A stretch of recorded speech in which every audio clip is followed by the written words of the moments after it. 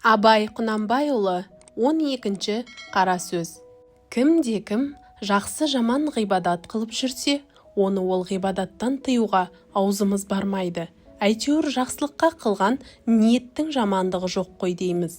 Ләкин сондай адамдар толымды ғибадатқа ғылымы жетпесе де қылса екен. Бірақ оның екі шарты бар, соны білсе екен. Әуелі иманның иқтиқатын махкамлемек керек.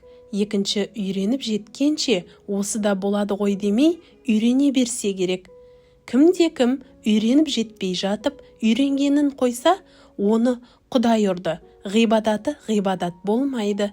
Ләкин кімде-кім иманның неше нәрсе бірлән кәмәлат табатұғынын білмей, қанша жерден бұзылатұғынын білмей, басына шалма орап, бірадар атын көтеріп, оразшыл, намазшыл болып жүрген көңілге қылаң бермей тұрып, жыртысын салғанға ұқсайды.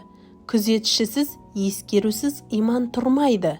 Ықыласыменен өзін-өзі аңдып, шын діни шыншылдап, жан ашып тұрмаса, салғырттың иманы бар деп болмайды.